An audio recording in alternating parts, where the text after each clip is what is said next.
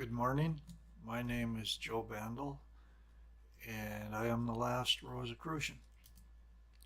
Today, we're going to talk about individualism in the 12th century.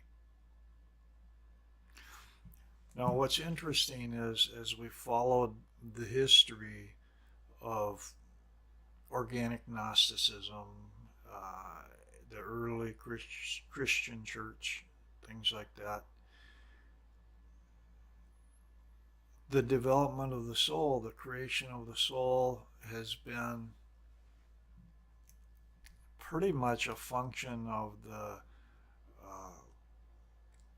the literate, the educated people are the ones that have been dealing with this. The common people, the illiterate people, uh, did not have the higher functioning, did not have the reasoning to go in their mind enough to develop the observer self, the watcher self, what was called the soul.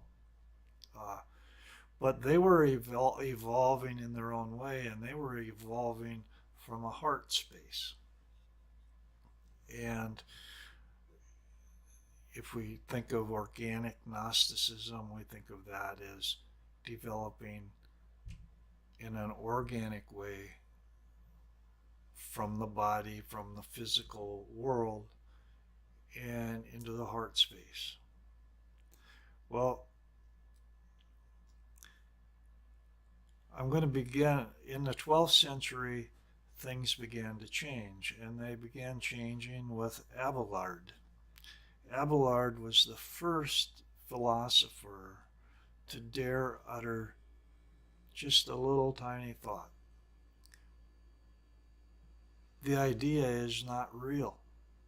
Abstraction is not reality. What he was saying was so obvious, but people wouldn't believe. They were so in their heads, they didn't want to believe it. He was just pointing out and saying, physical reality is reality. What's real is real, and what's in your head is in your head. And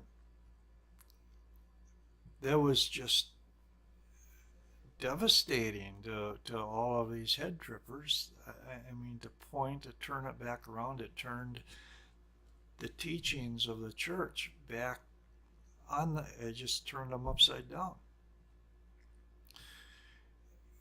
Because everything was in the mind, and only the educated could have it. But now, all of a sudden, because of these thoughts that Abelard dared put out there, hey, this is open to everybody. Anybody that could live in the real world, perceive in the real world, think in the real world, it was right in front of them if they had the ability to perceive it. Previously, only the educated, what the educated taught was you had to have faith, and faith would allow you to believe, would allow you to be certain. But Abelard, he had to prove things rationally and understand them. They had to make sense, and if they made common sense, if they were rational, then he could believe them. And he questioned a lot of core church teachings and came out with some unique concepts. Sin was not in the deed itself, but the intention was where the sin was. Also, no sin came out of ignorance or habit. He didn't even really believe in sin as something other than the consequences of behaviors. He said, hey, there's consequences. If you act in an evil way, if you act in a harmful way, there are consequences, and that's what we're calling sin, but it's consequences, what it is.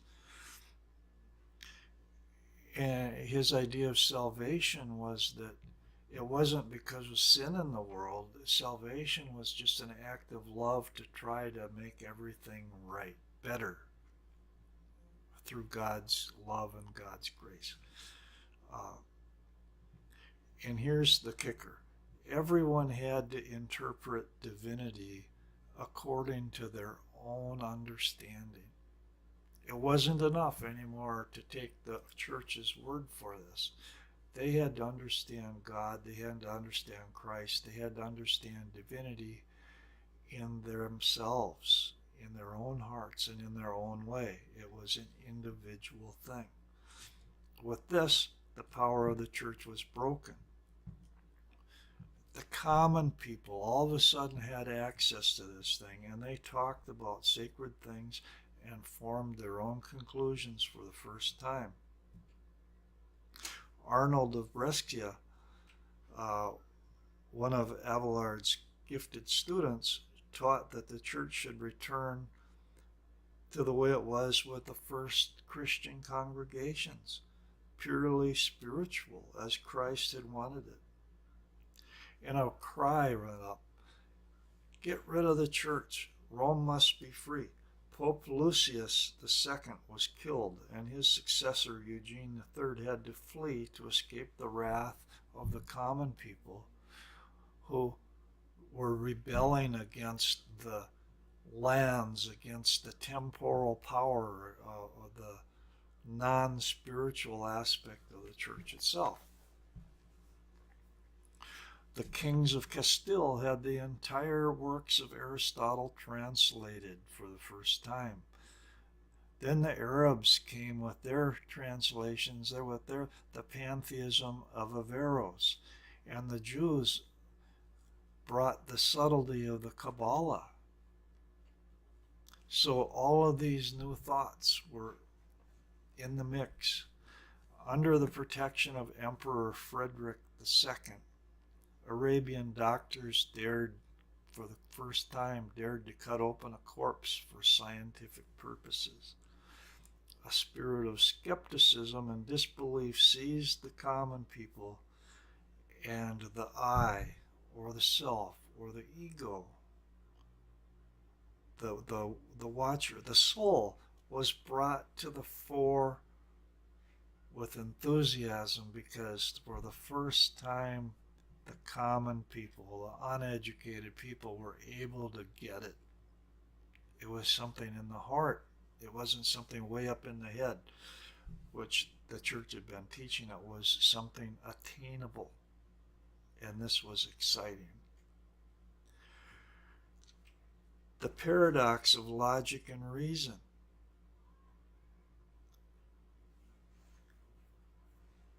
Was made obvious, and it's amazing because this is in the 12th century and it was made obvious, and today people still argue against it.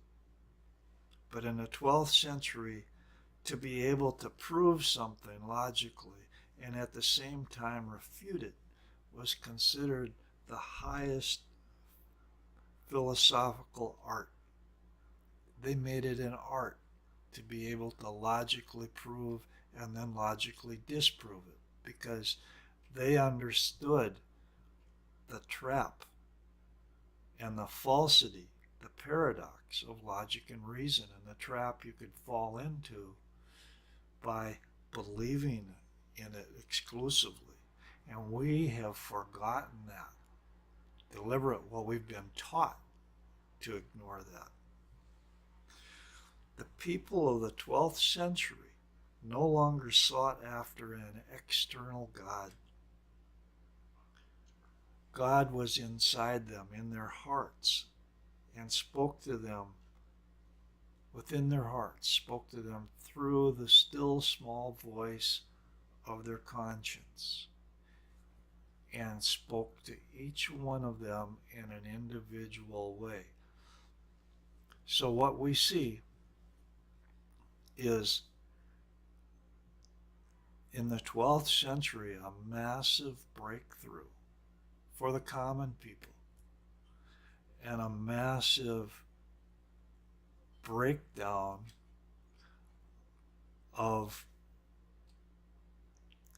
the the rational atheists and the social enforcers, their authority, their control of the common person was being challenged in a massive way, because the common people, and the common people consisted of basically the other two groups that I mentioned, the survivalists who weren't really that much interested in anything spiritual, but the organic Gnostics. These organic Gnostics were able to get it, and they were getting it in as the world was changing big time. And it was an exciting time to be alive. It really was. People were talking about these things. People were exploring things, and they were daring to think their own thoughts for the first time. This had unheard of consequences later on. It set up it set things up for what was to come. I'm running out of time today. Visit my website. Donate if you can. Every little bit helps. Subscribe to this video. Share it with others if you think it was informative. We will soon see the reemergence of the organic Gnostics in a understandable fashion after this brief hidden area where they disappear. They seem to disappear from history. They're going to be emerging once more, where we can trace them, because, and this does mark the first emergence, because it's the common people. The organic Gnostics come from the common people. They come from the original Gaia inhabitants, and they were a little slow because they have been evolving in their soul. The social enforcers and the rational atheists, they came in at a higher level. They came in with these mental concepts. They came in with the soul as a watcher, as a mental conception already firmly developed. But now here comes the ordinary people. Here comes the Gaia inhabitants, and the game is changing.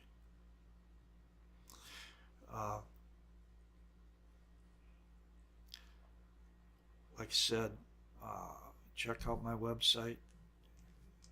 There's a donation link there if you care to donate. And share these things. They're important, especially in today's world. Thank you very much for watching.